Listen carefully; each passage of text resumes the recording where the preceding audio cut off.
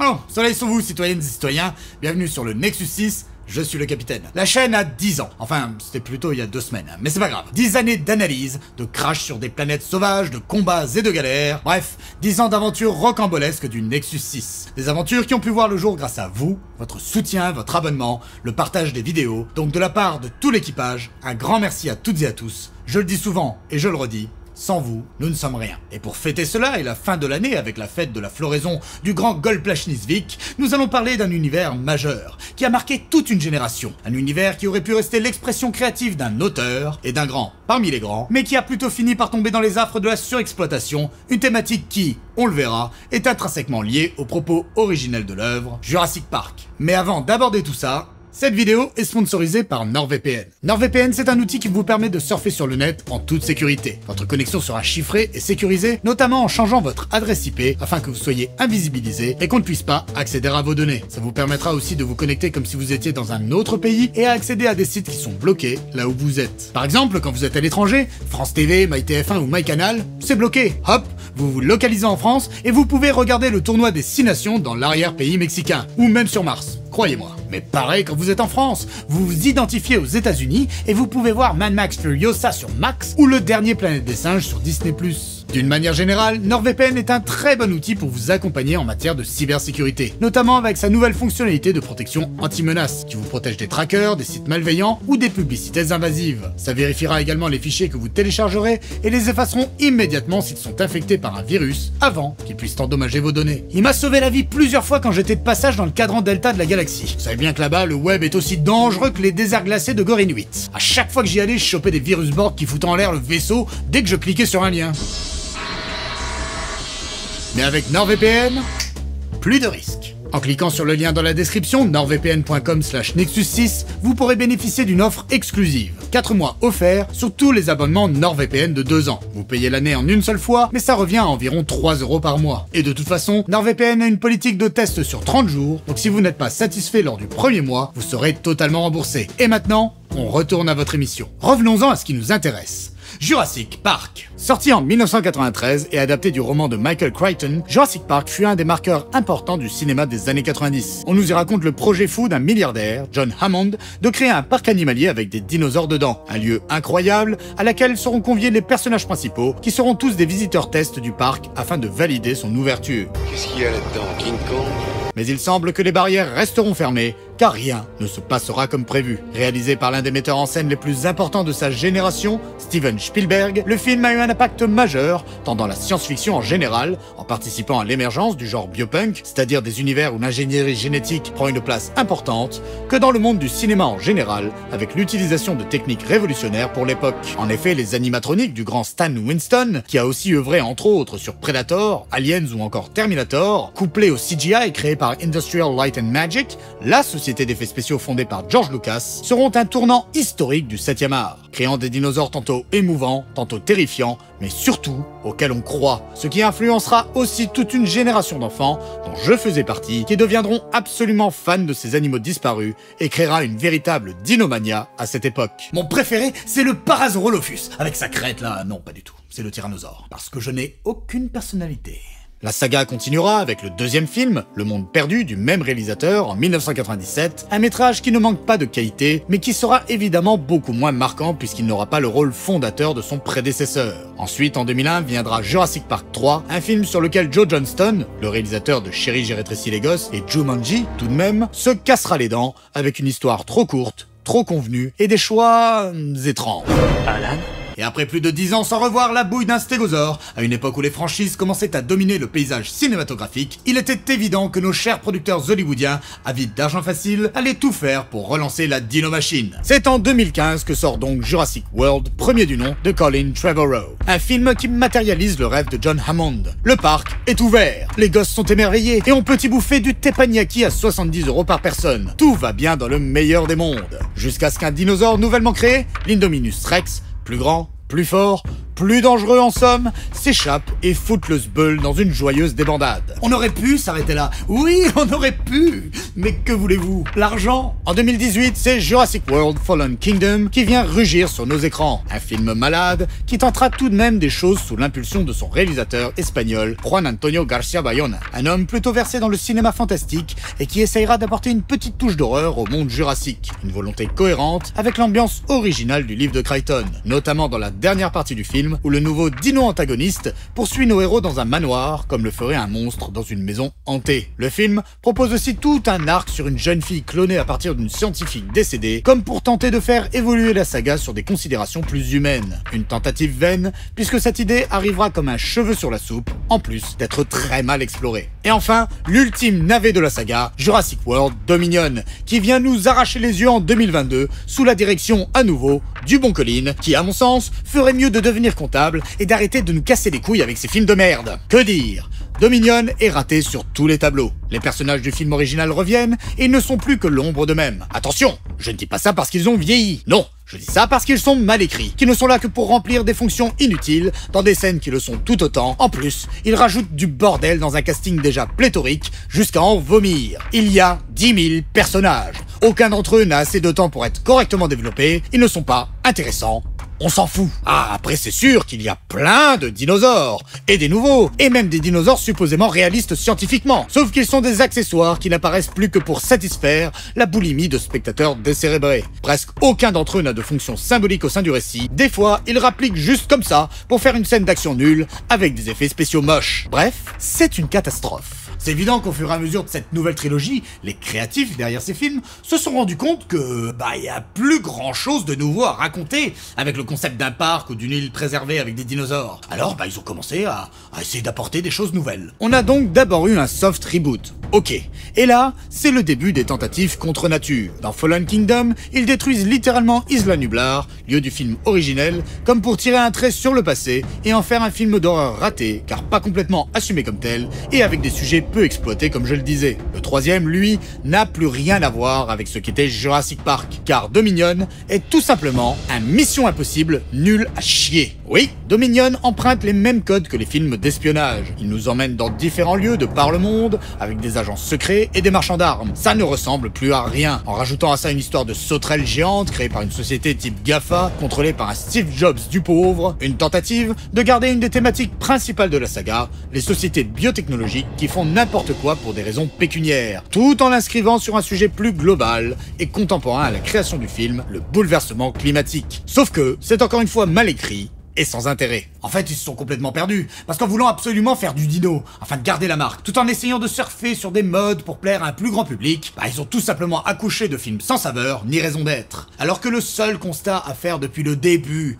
c'était arrêtons avec Jurassic Park, créons une nouvelle licence, une nouvelle histoire avec des dinosaures. Bref, sortons-nous les doigts pour proposer quelque chose de réellement nouveau. Mais voilà, vous le savez aussi bien que moi, ce n'est pas ainsi que le monde fonctionne, et c'est pas demain la veille qu'on vous proposera de nouvelles dinos-aventures de qualité. Mais en vrai, je vais pas explorer davantage ces deux derniers films, car ce qui va nous intéresser aujourd'hui, ce sont les deux premiers de chaque trilogie, des œuvres qui sont liées par l'idée originelle de John Hammond, faire un dino-parc, car c'est à mon sens l'idée réellement novatrice de cet univers. Parce que des films avec des dinosaures, il y en a eu plein, avec des histoires très différentes, de mauvais films et d'autres excellents, même avant Jurassic Park.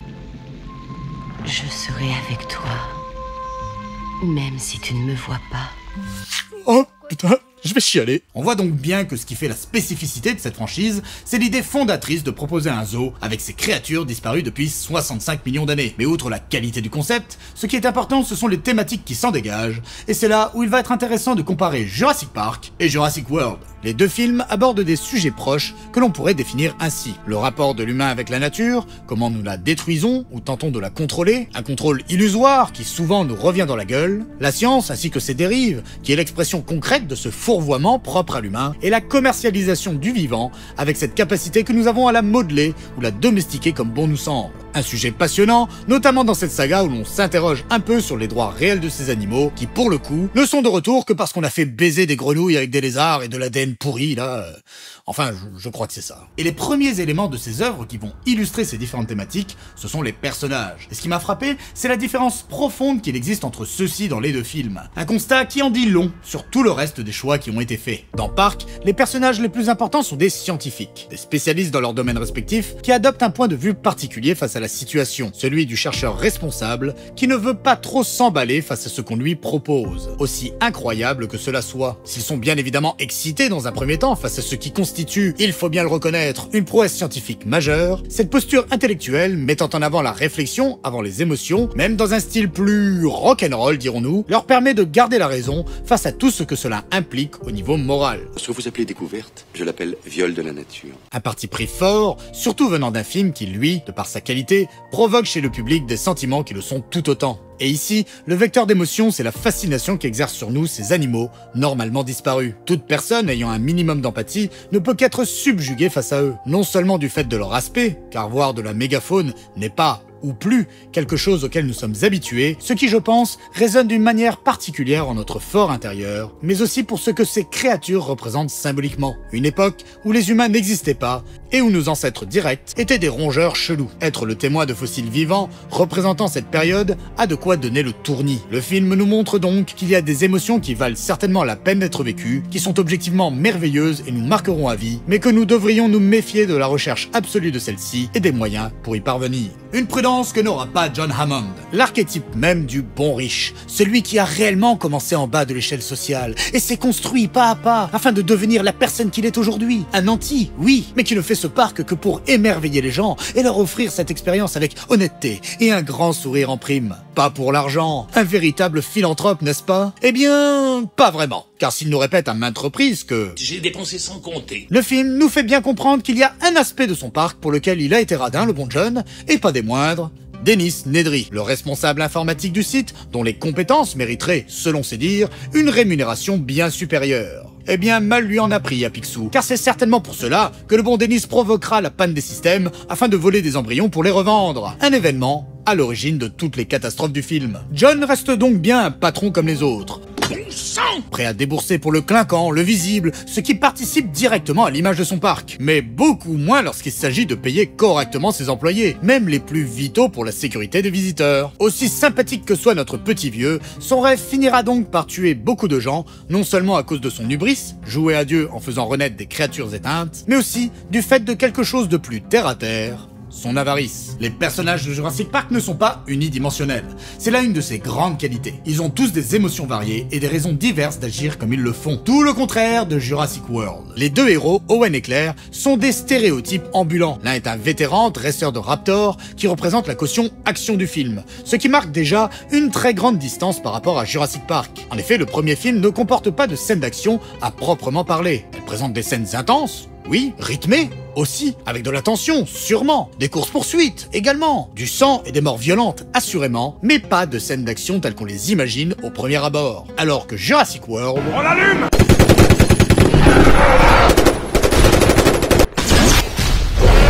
Claire, quant à elle, est une femme d'affaires carriériste qui, au départ, ne fait preuve que de peu d'empathie et d'attachement, pour, évidemment, évoluer à ce sujet par la suite, du classique vu et revu. Oui, mais ce qui est malheureux, c'est que c'était aussi un des axes de développement du professeur Alan Grant dans le tout premier film. Et là, c'était bien fait. Et pourquoi, me demanderez-vous? Parce que c'était putain de bien écrit. Parce que Alan et les deux gosses partageaient de vrais moments d'adversité ensemble, qui faisaient évoluer les personnages et leurs relations, là où Claire et ses deux neveux ne vivront que des moments clownesques ou d'actions exagérées en CGI dégueulasse. On n'y croit pas. Oh, s'il te plaît, non. L'un des méchants du film, Vic Hoskins, joué par Vincent D'Onofrio, lui aussi fait pâle figure face à Dennis Nedry. Tout le monde s'en fout. Les deux représentent symboliquement la cupidité. Sauf que Dennis avait, lui, une raison tout à fait humaine pour agir comme il l'a fait. Un salaire trop bas. Soyez pas radin avec moi, Dodson. Quelque chose auquel chacun d'entre nous peut s'identifier, ce qui est le b.a.-ba d'un récit qui veut nous impliquer émotionnellement. Alors que l'autre con, là, il est méchant juste parce que... il l'est, quoi. Il veut utiliser les dinosaures comme arme pour que la société qui l'emploie se fasse plus d'argent et continue d'exister. Non mais qui peut en avoir quoi que ce soit à foutre de ce mec? J'irai pas jusqu'à dire que Nedry suscitait l'empathie non plus. Le mec était plutôt désagréable. Mais au moins... C'était un personnage normal, avec des considérations normales, et dont on pouvait comprendre les motivations. Et arrive enfin Simon Masrani, le nouveau propriétaire du parc. Un homme que l'on présente comme l'héritier spirituel de John Hammond. Lui aussi veut que les gens s'amusent. Le film essaye vraiment de nous le présenter comme un mec sympa et cool. Regardez, il fait de l'hélicoptère, et quand les choses partent en couille, il n'hésite pas à aller au front avec ses employés pour réparer les choses. Est-ce que votre général s'envolait au combat avec vous? Alors oui, c'est vrai que c'est lui qui avait demandé à créer l'Indominus Rex afin de pouvoir communiquer sur une nouvelle attraction et attirer plus de visiteurs. Mais il n'avait pas conscience des conséquences éventuelles. Et maintenant que c'est le cas, il veut tout arrêter. Bravo Simon, t'es vraiment un mec bien, prêt à prendre tes responsabilités. Et pour t'absoudre de tes erreurs, le film choisit une solution radicale. C'est nul. Comparé à Hammond, ce personnage n'a aucun intérêt. Et c'est étrange car on pourrait penser qu'ils sont similaires. Ce sont tous les deux des riches qui pensent pouvoir tout contrôler. Sauf que l'expression de leur contrôle ne se fait pas au même niveau. Masrani n'est qu'un idiot qui pense pouvoir tout faire, même les choses les plus ridicules, comme piloter un hélico au combat alors qu'il n'a pas suffisamment d'heures de vol. A contrario, l'illusion de contrôle d'Hammond, elle, ne s'exprimait pas sur des choses aussi futiles. C'était un personnage qu'on pouvait respecter, pas littéralement un enfant qui fait joujou avec ses gadgets. Même si symboliquement, par contre, c'est vrai, c'était un peu le cas quand même. Hammond, c'est la figure du vieux riche à l'ancienne à la Citizen Kane par exemple. Alors que Masrani, c'est le super riche moderne à la Musk et consorts. Un type de personne qui ne peut être que l'antagoniste au sein d'un récit, pas le personnage sympa sur lequel on essaye de nous apitoyer. Et puis Hammond représentait quelque chose d'extrêmement important dans Jurassic Park, le fait d'assumer ses responsabilités. Chose que le film de Trevorrow n'impose pas à son milliardaire, car en le faisant mourir, le film cherche à nous faire croire qu'il a payé pour sa vanité. Mais il n'en est rien. La mort, c'est la porte de sortie idéale pour ne pas avoir à faire face. Alors que Hammond, lui, survit au désastre. Il est témoin de la destruction de son rêve, va devoir vivre avec la culpabilité de ce fiasco et tenter de se racheter. Un message bien plus fort. Je ne blâme pas les gens pour les erreurs qu'ils commettent, mais qu'ils en assument les conséquences. Mais qu'en est-il des parcs à proprement parler? Là aussi, la différence est flagrante entre Jurassic Park et World. Le premier, Dinosaur, était à l'image de son propriétaire, élégant, mais simple. Sans fioriture bling bling tape à l'œil, de la nature, beaucoup, a priori de l'espace pour les animaux. Si tu te pointais devant un enclos et que le lézard terrible ne voulait pas se montrer, bah tu le voyais pas. En gros, plus une réserve qu'un parc d'attractions. On avait le sentiment qu'on allait observer les animaux à distance acceptable, ne pas les déranger, bref, les respecter un minimum. Même si on est d'accord pour dire que de base, mettre des animaux dans des zones fermées, aussi grandes soient-elles, c'est pas foufou, hein. Mais passons. Alors que dans Jurassic World, on est dans le consumérisme le plus absolu, avec des restaurants, des boutiques souvenirs, un aspect présent dans le premier parc, surtout que le film Jurassic Park a aussi rapporté beaucoup d'argent grâce aux jouets, mais de manière moins ostentatoire. Alors oui, cela peut s'expliquer par le fait qu'il n'y a pas encore de visiteurs, mais au vu du message final du film qui est en gros « Ne faites pas toutes ces conneries », on peut excuser JP premier du nom. Dans Jurassic World, on a des attractions inspirées des pires exemples comme SeaWorld ou Marineland, où on voit bien que le mosasaure possède un enclos relativement petit. Les gosses chevauchent des bébés dinosaures? Mais bordel, est-ce qu'il y a quelque chose de plus immoral que ça? Foutez-leur la paix, putain! Le T-Rex est relégué au rang d'attraction devenue banale, qu'on peut observer de près, mais tout va bien, puisque le film nous présente tout ça pour en faire la critique, n'est-ce pas? Pas du tout, mon gars. Et c'est ce que je déteste le plus dans Jurassic World. Tout du long, le film essaye de nous faire croire qu'il est une critique du consumérisme, du capitalisme décomplexé qui pousse la science vers des dérives, et la recherche continue de plus d'émotions au détriment du fond. Et il le fait en étant méta, ce sacro-saint objectif ultime de toute production à votre époque. Notamment avec ce personnage insupportable, nostalgique du premier parc, et qui verbalise clairement le propos du film. Le premier parc, c'était génial. Ils ont pas eu besoin d'hybrides génétiques. Juste de dinosaures, de vrais dinosaures. En essayant d'en faire plus, vous risquez de tomber de haut. Ah bravo, film. Tu es si intelligent, si conscient de ta propre condition.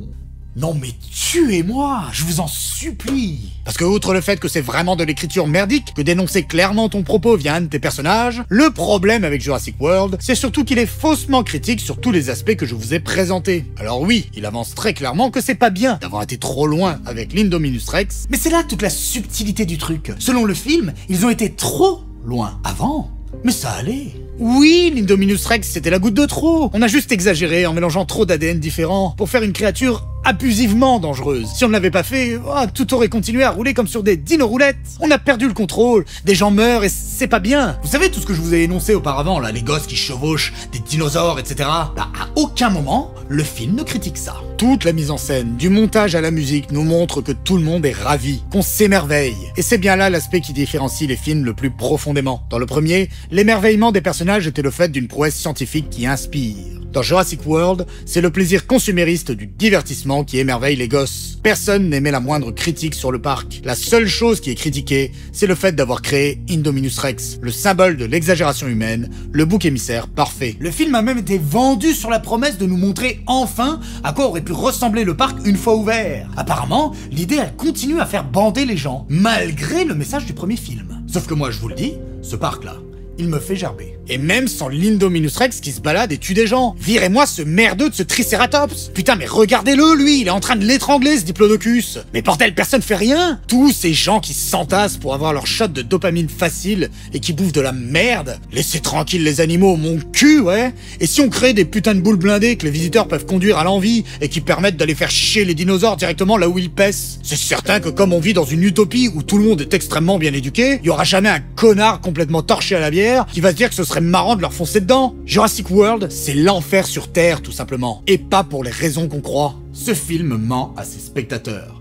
et critique faussement ce qu'il est, une boursouflure grand guignolesque destinée à satisfaire les masses. Et le fait qu'il soit le 9e plus grand succès de l'histoire du cinéma, il a même été le 3e pendant un temps, m'emplit d'effroi. Parce qu'au final, les spectateurs ont donné raison au cynisme de l'histoire de Trevorrow. Pourtant, il n'y a pas photo entre les deux films. Jurassic Park est un chef-d'œuvre du cinéma, un film dont le propos est appuyé tant par la mise en scène que par ses personnages et leur parcours, dont les effets spéciaux révolutionnaires ont profondément marqué son époque et qui reste encore à ce jour incroyable. Bien mieux que ce sans saveur de Jurassic World. Même la scène du Diplodocus mourant laisse de marbre. Déjà parce que, putain, mais regardez sa gueule, il ressemble à rien. Ça se voit que c'est faux. Mais surtout, parce qu'elle n'est là que pour imiter la scène du Triceratops et essayer de donner un peu de corps à des créatures qui n'en ont plus. Et j'aurais pu parler de plein d'autres choses, comme le cas du Vélociraptor Blue et de sa relation avec Owen, ou encore tout l'axe sur l'intelligence des raptors, qui avait déjà été abordé dans la première trilogie, mais qui dans celle-ci prend des proportions tout bonnement ridicules. Et même sur l'ensemble des 3 films World, il y a tellement de sujets à aborder. Mais je nous garde ça pour une prochaine vidéo, citoyennes et citoyens, car vous n'êtes peut-être pas sans savoir qu'un 4e film Jurassic World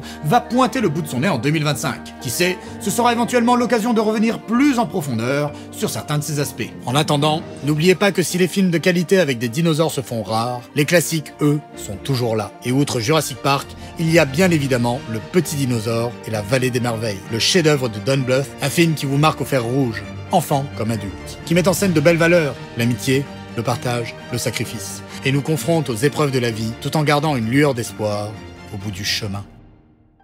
Merci pour votre écoute, citoyennes et citoyens, j'espère que cette émission vous aura plu. Petit rappel, mon livre Planète est sorti le 7 novembre, j'y analyse les différents mondes de la science-fiction, il vous reste quelques jours avant Noël, et c'est très clairement un cadeau parfait. Et au pire, vous pouvez assommer vos ennemis avec. Il pèse son poids. Vous avez ici la vidéo qui vous explique tout au sujet de ce bouquin, dont je suis très fier. Par ailleurs, le moyen-métrage et le making-of de Nexus 6 sont bientôt prêts, on a posté des informations sur la page Kiss Kiss Bang Bang, donc si vous y avez participé, foncez lire tout ça. Merci pour ces 10 ans à vos côtés, on a énormément de chance de vous avoir. Si vous êtes abonné, eh ben n'hésitez pas à activer la cloche, parce qu'en vrai, la seule chose qui favorise l'algorithme de YouTube, c'est que les abonnés déjà acquis regardent rapidement une vidéo à sa sortie.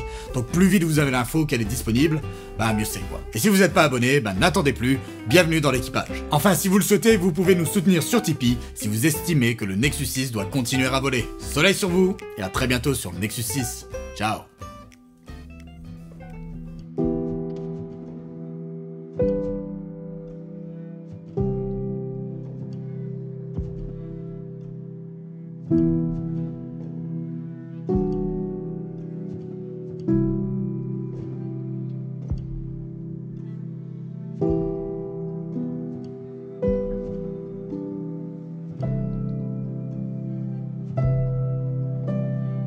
you.